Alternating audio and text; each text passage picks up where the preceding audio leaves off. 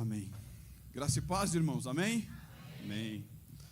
Depois de 2 semanas ausente, é uma alegria retornar. Eram 15 dias pendentes do ano de 2023, conforme o direito pastoral. E eu não chamo férias porque o pastor não descansa. Domingo passado eu estive pregando na 4ª EPI de Sorocaba. Durante a minha ausência, eu conversei com alguns adolescentes pelo WhatsApp. E esta mensagem ela é fruto de uma conversa minha com o Mateus, o nosso baixista aqui, que parecia um pastor aqui na frente. Mais do que eu pareço, né, de terno, todo bonitão, está aqui o Mateus. E nós conversávamos sobre evangelismo. E quando eu encerrei a conversa com o Mateus, eu falei desse texto que eu vou ler. Eu comentei com ele sobre o valor do evangelho. Quão relevante é o evangelho, e as nossas igrejas não percebem isso nos dias de hoje. E nesse texto, a proposta da mensagem hoje, irmãos, é refletirmos exatamente sobre isso. O Senhor colocou isso no meu coração. E se eu pudesse desejar, e esta é a minha oração ao Senhor nesta noite, é que você, quando sair daqui nesta noite, você tenha a sua visão transformada sobre o que é o evangelho. O que é evangelizar as pessoas.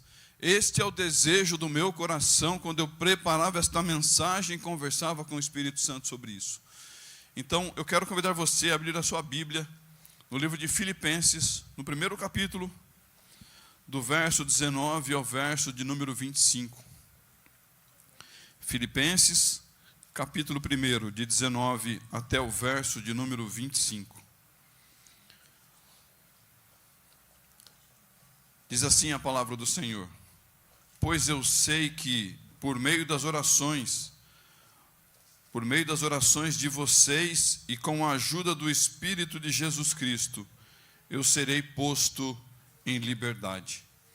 O meu grande desejo e a minha esperança são de nunca falhar no meu dever, para que sempre e agora ainda mais eu tenha muita coragem.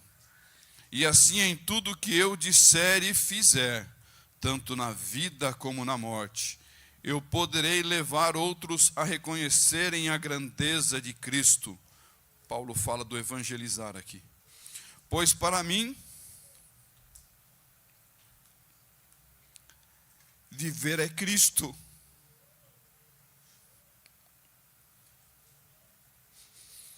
Morrer é lucro. Mas se eu continuar vivendo, poderei ainda fazer algum trabalho útil. Então não sei o que devo escolher. Estou cercado pelos dois lados, pois quero muito deixar esta vida e estar com Cristo, o que é bem melhor. Porém, por causa de vocês, é muito mais necessário que eu continue a viver. E como estou certo disso, sei que continuarei vivendo e ficarei com todos vocês para ajudá-los a progredirem, a terem a alegria que vem da fé. Amém. Palavras do apóstolo Paulo, que eu imaginando Paulo nessa situação, se os irmãos não sabem, este texto do apóstolo, ele foi escrito enquanto o apóstolo Paulo estava preso em Roma. Da cadeia, Paulo diz sobre evangelizar. O apóstolo não está nos dizendo aqui da angústia de estar preso. O apóstolo não está aqui reclamando da comida que tinha em sua prisão. Paulo não reclama da falta de sol. Paulo não reclama dos maus tratos. Mas Paulo, preso em Roma, ele estava olhando com otimismo para a sua libertação, preocupado e sabendo que ele seria liberto. Então ele mostra aqui uma grande porção de otimismo, dizendo: eu vou sair daqui, eu sei que eu vou sair daqui, confiando em Jesus, confiando nas orações que vocês estão realizando pela minha vida, eu sei que eu não vou ficar preso. E Paulo já falava isso olhando na perspectiva de proclamação do evangelho. Paulo não dizia: eu vou sair daqui para poder viver a minha vida tranquilo. Paulo estava dizendo: eu vou sair daqui porque eu sei que quando eu sair daqui, eu vou proclamar o Evangelho, eu vou ser liberto desta prisão, eu não vou morrer aqui. Paulo estava confiante, e no verso 20 ele diz: Cristo será engrandecido no meu corpo, quer pela vida, quer pela morte. Quando Paulo descreveu sobre o engrandecimento de Cristo através do seu corpo, Paulo estava se referindo à aplicação das suas próprias palavras que ele escreveu em Romanos 12. Rogo-vos, pois, irmãos, pela compaixão de Deus, que apresentei os vossos corpos em sacrifício vivo, santo e agradável a Deus, que é o vosso culto racional. Paulo estava dizendo: quando eu sair daqui, eu vou continuar louvando a Deus. De forma racional, eu vou continuar proclamando o Evangelho. Deus continuará sendo anunciado através da minha vida. Este é o culto diário do cristão. A todos os momentos anunciarmos a Cristo onde quer que nós estejamos. Este é o culto racional que o Senhor espera. Este é o louvor que Deus espera da sua igreja, que a sua igreja continue proclamando o Evangelho. Se Paulo fosse, e como foi, absolvido e colocado em liberdade, continuaria com sua dedicação em servir a Cristo. Se condenado à morte, com uma fé inabalável que nós podemos enxergar nas palavras do apóstolo, ele iria ao encontro do seu Salvador. Vivo ou morto, Paulo experimentaria a graça de Cristo sobre a sua vida, porque não é somente a salvação e o nosso encontro com Cristo que nós devemos enxergar a graça, mas a oportunidade, o direito, a honra de podermos abrir as nossas bocas e proclamarmos o reino de Deus. É a graça de Cristo que está sobre as nossas vidas. E quando nós nos calamos, quando nós não anunciamos Cristo, quando nós temos oportunidades e nós não falamos de Cristo, nós estamos escondendo a graça de Cristo que está sobre todos nós. Quando nós nos calamos, quando nós nos omitimos, nós estamos escondendo esta graça. E o apóstolo Paulo, em seus relatos à igreja, depois de toda essa visão de dizer sobre viver ou morrer, Paulo diz: porque para mim viver é Cristo e o morrer é lucro. Paulo estava muito ansioso para se encontrar com Cristo. Como a pergunta que o Jairinho fez aqui hoje, nada combinado, né? Quem quer que Cristo volte? Nós levantamos a mão e falamos: nós queremos enxergar a vida eterna, viver a vida eterna. O que pesou tanto para Paulo, apesar de tão ansioso para o encontro com Cristo, como o texto é muito claro, quando você lê o texto e você reflete, você vai dizer claramente dizendo: o que Paulo queria mesmo era estar na eternidade. O grande desejo de Paulo não era permanecer, não era ser liberto, mas era morrer e encontrar a Cristo. Desejando servir a Cristo. O texto nos mostra que a vida de Paulo estava sustentada em 3 pilares. O primeiro nos mostra sobre a vida na terra. A vida de Paulo aqui na terra. Paulo não despreza o valor da vida terrena.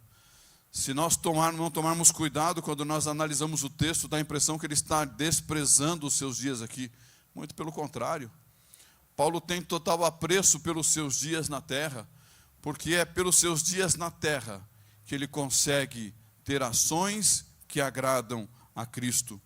Quando nós vamos no Salmos 36, 9, Lucas 17, 25, existe um recado muito claro: Deus é a fonte de vida. E o apóstolo Paulo era um homem estudado, um rabino, ele sabia disso, ele sabia que não deveria desprezar a sua vida aqui na terra. Acontece que quando nós olhamos no texto, Paulo está colocando sobre a condição de fazer escolhas. Ele não estava avaliando a sua vida na terra, mas entre a vida na terra e a vida na eternidade. O que você escolhe? Evidentemente, Paulo escolheu a vida na eternidade. Mas deixando claro que ele não desprezava, muito pelo contrário, ele valorizava os seus dias na terra. Deuteronômio 30, 19, e é um dos textos que certamente Paulo estudou, porque fazia parte ali da Bíblia naquele momento, do Pentateuco que eles estudavam. Diz assim: Deus fala com o povo sobre a vida e sobre a morte, sobre bênção e sobre maldição. E o próprio Deus conclui: escolham, pois, a vida, para que vivam vocês e os seus descendentes. Paulo era conhecedor desta palavra, mas podendo escolher entre a vida eterna e a vida neste mundo, desejava ardentemente chegar e conhecer a vida eterna. Paulo enxergava na vida terrena um caminho para agradar a Deus, mas sabia que a nossa vida aqui, como todos nós sabemos, ela é transitória e ela é curta, ela é um sopro. Tiago diz em Tiago 4,14 que a nossa vida é uma neblina. Quem viaja e pega estrada sabe, né, que você olha para a neblina, de repente, quando o sol nasce, não existe mais nada. Assim é a nossa vida, irmãos. Hoje estamos aqui e de repente não estaremos mais. Nós nascemos com data de validade. É certo que às vezes nós olhamos algum, parece que as datas já expiraram, mas não, verdadeiramente quando expirar a nossa data, nós seremos recolhidos. Todos nós temos uma data de validade, e quando ela acabar, nós seremos recolhidos deste mundo. Então a vida terrena era um pilar na vida de Paulo, e Paulo prezava por isso. O outro pilar, a vida eterna. A perseguição a cristãos pelo mundo, e Paulo sabia muito bem o que era isso, porque Paulo fez muito isso. Naquela época se resumia, e ainda nos dias de hoje, parece que não é a nossa realidade, mas ainda existem países assim: negue a Cristo ou morra. Quando nós vamos em Lucas 12, 8, 9, diz: todo aquele que me confessar diante dos homens, também o Filho do Homem o confessará diante dos anjos de Deus. Mas quem me negar diante dos homens, será negado diante dos anjos de Deus. Eu busquei um bom exemplo na Bíblia. Estou lendo um livro que fala sobre os pais da igreja. E houve um homem chamado Policarpo. Policarpo, servo da igreja primitiva, um dos pais da igreja primitiva. E ele pastoreava uma igreja muito conhecida que nós já estudamos aqui, a igreja de Esmirna.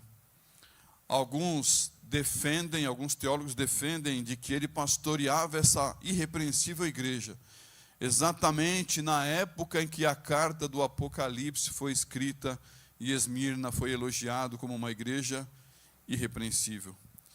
Policarpo foi discípulo do apóstolo João. Policarpo teve um sonho, uma revelação de Deus, e ele viu seu travesseiro incendiar-se. Policarpo então acordou e afirmou aos seus amigos: serei queimado vivo. 3 dias depois, soldados romanos descobriram onde ele estava. Ele se recusou a fugir. Ele recebeu esses soldados romanos. Ele disse: vamos comer primeiro. Permitam-me orar 1 hora antes de vocês me levarem. E os soldados, constrangidos pela forma com que foram recebidos, disseram: pode orar. Policarpo orou por 120 minutos sem cessar. E este homem foi levado diante de Herodes, que era o chefe da segurança Herodes era um nome muito comum na época, não confundam. Então esse Herodes era o chefe da tropa, de toda a guarda do imperador. E ele disse assim a Policarpo: diga, César é o Senhor, ofereça incenso a ele e você será solto.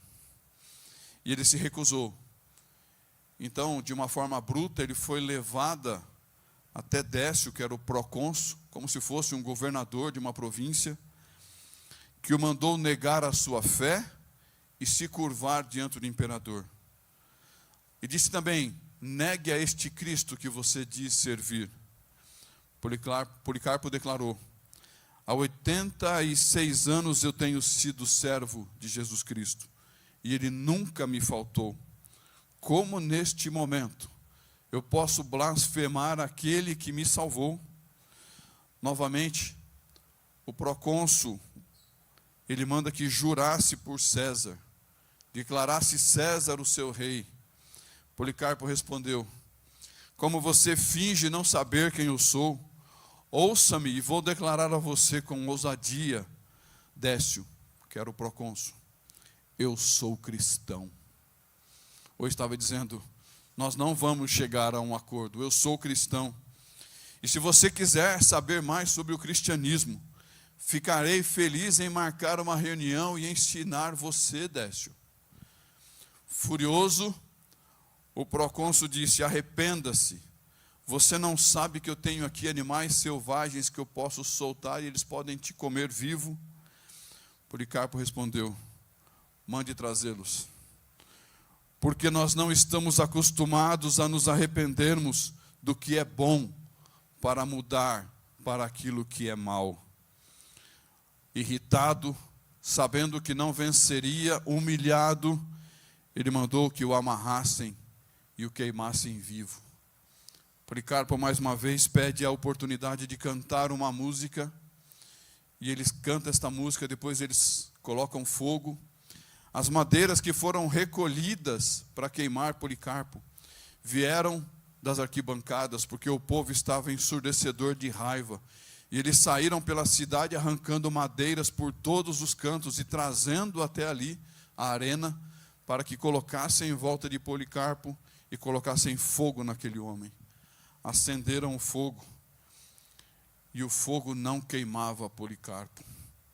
É fato, irmãos. O seu corpo não queimava na medida que o fogo aumentava. O imperador, o procônsul, na verdade, Décio, não compreendendo, chamou um carrasco e pediu para que o carrasco o esfaqueasse. E assim o seu sangue apagou o fogo que estava ali. Quanto vale a vida eterna? Eu tenho convicção que esta mesma história de Policarpo era o sentimento que tomava a vida do apóstolo Paulo, dizendo: para mim é melhor morrer do que viver. Quando colocado lado a lado os valores da vida neste mundo, para vivermos aqui sem Cristo, os valores da vida eterna, não há o que discutir, irmãos. A vida eterna, ela não tem comparação. É um insulto nós compararmos a vida deste mundo, somente por ser uma vida aqui vivida sem Cristo, comparadas com a vida eterna. E o terceiro pilar da vida do apóstolo Paulo, nada mais, nada menos do que o valor do Evangelho. Ninguém melhor do que Paulo para saber o valor do Evangelho. O apóstolo Paulo esteve dos dois lados deste Evangelho cristão. Paulo era rabino, Paulo era filho de fariseu, Paulo era um hebreu, filho de hebreu, Paulo era doutor da lei. Paulo aprendeu em Jerusalém com Gamaliel, que foi o rabino de maior prestígio do primeiro século. Não havia homem mais sábio no primeiro século do que Gamaliel. E foi este homem quem formou o apóstolo Paulo, quem instruiu o apóstolo Paulo, ao ponto do apóstolo Paulo se tornar um fariseu. Foi Paulo quem se colocou à disposição para sair, perseguir, prender, matar os cristãos, ir em tribunas para falar contra os cristãos, para que eles morressem, até o apóstolo Paulo ser recrutado por Cristo. E o apóstolo Paulo, inspirado pelo Espírito Santo, tomado pela presença do Espírito Santo na sua vida, passou a ser naquela época o maior anunciador, visitando as igrejas, visitando as cidades e abrindo igrejas. E foi assim que Paulo, inspirado, diz: pois não me envergonho do Evangelho, porque é o poder de Deus para a salvação de todo aquele que crê. Pois não me envergonho do Evangelho, porque é o poder de Deus para a salvação de todo aquele que crê. O Evangelho de Cristo é poderoso, o Evangelho de Cristo é único, é o único caminho que pode nos levar à vida eterna. É o único caminho que pode nos tirar desta vida e entregar a todos nós a vida eterna. E Paulo se tornou um dos maiores anunciadores deste evangelho. Vida terrena, vida eterna e o evangelho. Foram estes os pilares da vida do Paulo quando ele analisou viver ou morrer. E Paulo decidiu viver por mais tempo. Viver é Cristo, morrer é lucro. Essa é uma visão resumida do que podemos ter sobre os valores que destacou o apóstolo nesse texto. Entre vida neste mundo e vida eterna, Paulo estava convicto de que morrer é lucro. Mas o que significa morrer é lucro? Significa que no mesmo instante que nós morrermos, o nosso espírito será levado à presença de Cristo. Era por isso que Paulo preferia morrer.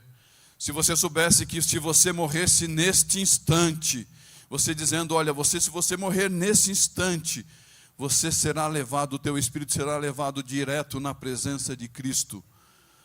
Eu desejaria morrer nesse instante, irmãos, porque morrer é estar na presença de Cristo. Morrer é lucro, significa concluir a jornada de peregrino neste mundo, porque nós não pertencemos a este lugar, nós não pertencemos a este mundo, nós estamos aqui de passagem, nós somos peregrinos, a nossa vida é uma neblina, nós temos poucos dias, a nossa vida passa rápido, e este corpo desaparecerá. Morrer é lucro, é receber um corpo incorruptível, um corpo eterno. Isto é, morrer é lucro. Morrer é lucro significa chegar em casa. Eu não moro aqui, eu não sou daqui, a minha casa não é aqui. Morrer é lucro significa chegar na minha morada eterna. Morrer é lucro significa que eu vou conhecer aquilo que Cristo me prometeu. Eu vou preparar-vos lugar. Eu vou preparar-vos morada. Isto é, morrer é lucro. Era isto que Paulo tinha em mente quando ele dizia, morrer para mim é lucro. Morrer é lucro, é receber um novo nome. Eu não sei que nome eu vou receber, mas quando eu morrer, eu terei um novo nome que o Senhor me dará. Morrer é lucro, é sermos libertos das nossas angústias deste mundo, dos problemas, é sermos libertos da dor, dos sofrimentos, dos conflitos, das angústias que nós vivemos. Morrer é lucro, é passar pelo portal da eternidade e conhecermos tudo aquilo que nós pensamos diariamente, que não nos foi revelado a saber neste mundo, e nós só conheceremos quando nós morrermos com Cristo, quando nós morrermos e formos levados à presença de Cristo. São tantos benefícios, e mesmo assim, o apóstolo Paulo não se mostrou egocêntrico. Mesmo desejando morrer, ele foi cristocêntrico. Ele diz, é mais necessário, por causa de vocês, que eu permaneça no corpo. Sabendo de tudo isso, sabendo e tendo a convicção que morrendo era lucro e a vida eterna, ele diz, eu vou viver agora. Eu prefiro neste momento viver. Entre a vida terrena e a vida eterna, estava decidido viver aqui um pouco mais. Mas na análise de Paulo, existia um valor chamado evangelho. O evangelho que fez Paulo renunciar o desejo da vida eterna por algum momento. O evangelho foi o pêndulo que fez Paulo dizer, eu vou ter que ficar aqui por mais um tempo, porque eu ainda tenho o que fazer. Fez prorrogar o desejo de estar com Cristo. E é por amor ao próprio Cristo, mesmo sabendo que estar com Cristo seria melhor, ele escolheu continuar neste mundo exclusivamente para proclamar o evangelho. O desejo de Paulo de não ir para a eternidade, irmãos, não tem outro porquê. Foi somente porque Paulo precisava e entendia.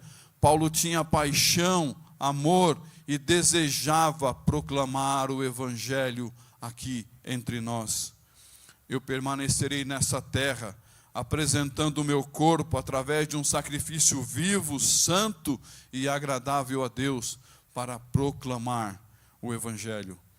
Paulo renunciaria à sua vontade de partir para a eternidade, para continuar fazendo a vontade de Cristo aqui na terra. O entendimento da necessidade da proclamação do Evangelho era tão grande, que convenceu Paulo a desejar ficar neste mundo um pouco mais. Paulo entendeu a profundidade da frase: viver é Cristo. E o que é viver é Cristo? Precisamos ser contagiados pelo entendimento, irmãos, do que é viver é Cristo. Viver é Cristo é conhecer a Cristo e cobrir-se da justiça dele e se alegrar por ter sido escolhido para servi-lo neste mundo. Viver é Cristo é ter a força que emana de Cristo, ter em mente a humildade e a disposição de servir a Cristo neste mundo, oferecendo a única verdade que liberta o ser humano do pecado, que é Jesus Cristo. Viver é Cristo é dar a continuidade ao Evangelho que o próprio Cristo fundou. Viver é Cristo é depositar a fé em Cristo em resposta ao sangue derramado na cruz pela sua vida.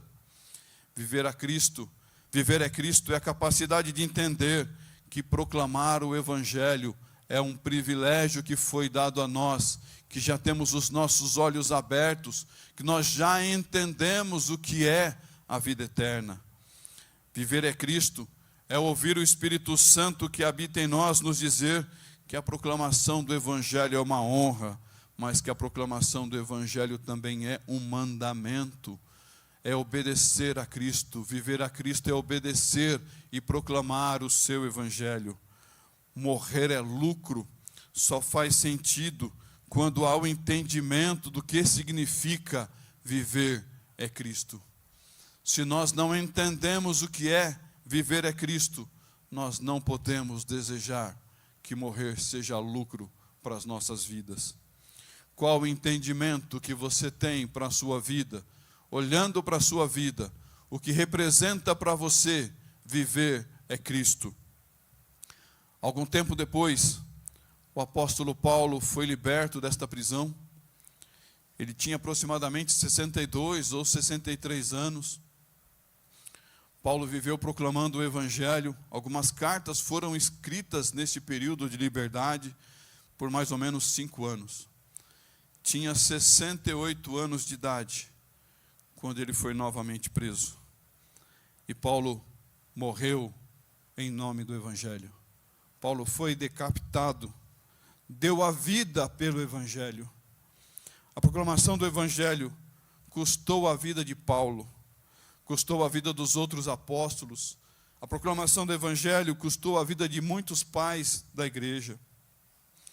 A proclamação do Evangelho precisa ser um valor das nossas vidas. A nossa igreja no Piratininga precisa ter este valor, o desejo no coração ardente de proclamarmos o Evangelho. A proclamação do Evangelho não é uma opção. A proclamação do Evangelho para a igreja de Cristo tem que estar no centro das suas ações, olhando para o bairro onde nós fomos plantados. Quem entende viver é Cristo, morrer é lucro. Entende que tudo neste mundo não é sobre você, mas é sobre Cristo. Nós vivemos e nós fomos chamados para viver é Cristo, porque o nosso chamado é sobre Cristo. Qual o valor do Evangelho para a sua vida? O que é que você pensa sobre o Evangelho? Qual a sua disposição para viver é Cristo? Para que no dia em que você pense, que você tenha a convicção que morrer seja Cristo, verdadeiramente, você tenha feito tudo aqui na terra que Cristo desejava que você fizesse. Queridos, dia 15 de dezembro, nós teremos um evangelismo, talvez um dos maiores evangelismos daqui do nosso presbitério. Para mim, será o maior evangelismo que eu já participei. Eu já distribuí Bíblias na outra igreja que eu estava, mas eu nunca distribuí 600 Bíblias de uma vez num bairro. Será para mim o maior evangelismo que Deus está me dando a oportunidade. Este viver é Cristo, tem alegrado o meu coração por poder proclamar o Evangelho. Mas eu não gostaria, irmãos, que esse fosse a visão apenas do pastor. Porque se for somente a visão do pastor, não é a visão da igreja. A igreja deve ter o desejo de proclamar o Evangelho. A igreja deve sair por esta porta aqui, reconhecendo a importância de proclamarmos o Evangelho no nosso bairro. Se as pessoas aceitarão, se elas virão, se elas não virão, não é uma responsabilidade nossa. Por onde o apóstolo Paulo passava, ele anunciava. Alguns aceitavam, outros não. Cristo foi rejeitado. Então, o meu pedido ao Senhor neste momento é que esse seja, a partir de hoje, um valor, que quando você dobrar os seus joelhos, você possa colocar diante da presença de Deus a importância do evangelismo em nosso bairro. No dia 1º de dezembro, nós faremos um workshop aqui na escola dominical. Será nosso preparo para o evangelismo do dia 15. Nós vamos dividir em grupo, vamos dizer como será a abordagem, nós vamos apresentar o material que será entregue, e nós gostaríamos de ser surpreendido, dizendo que esta palavra tocou o teu coração, e que você deseja ser um representante do Evangelho, como foi o apóstolo Paulo. Que você entenda a visão do apóstolo, dizer que não morreria naquele momento, porque o Evangelho é algo a coisa mais importante que o Senhor entregou nas nossas mãos. E que essa responsabilidade não é só do pastor, do presbítero, de algumas pessoas, mas essa responsabilidade é de todo cristão. Então nós estamos convocando a igreja para esse workshop do dia 1º de dezembro, na escola dominical. Feche seus olhos. Pode falar. Nós mudamos para o dia... o evangelismo é dia 8, né? Obrigado. O culto de Natal é dia 15. Obrigado, Thali. Mas dia 1º nós teremos o workshop, o evangelismo será no dia 8, no domingo seguinte. Feche seus olhos, irmãos. Nós vamos orar ao Senhor. Eu queria convidar os adolescentes para virem à frente e nós cantarmos uma música. Senhor, nós cremos, ó Pai. Nós cremos que nós fomos chamados para proclamarmos o Teu Evangelho. Nós cremos, Senhor, que nós não estamos aqui para receber, mas nós estamos aqui para entregar. Porque a capacitação que o Espírito coloca sobre a vida de cada um de nós é para sermos luz, como diz a Tua palavra, é para sermos sal da terra. E do que serve a luz, se ela não leva a luz àqueles que têm trevas? Do que serve o sal, se ele não traz sabor para a vida daquelas pessoas que estão vivendo na angústia? Senhor, que esta palavra possa ser plantada, que esta palavra possa frutificar na vida de cada um que está aqui, daqueles que estão assistindo, que assistirão pela internet, Senhor. Que nós possamos ter um entendimento do peso e do valor da proclamação do Evangelho, como o próprio apóstolo Paulo tinha, ao ponto de renunciar o desejo de já ir para a vida eterna, para ficar aqui e proclamar o Teu Evangelho, Senhor. Usa, Senhor, a minha vida, usa a vida de todos que estão na liderança deste trabalho, usa a vida da Tua igreja, Senhor, e que haja alegria em sermos usados para a Tua honra e para a Tua glória, que nós oramos, em nome de Jesus. Amém.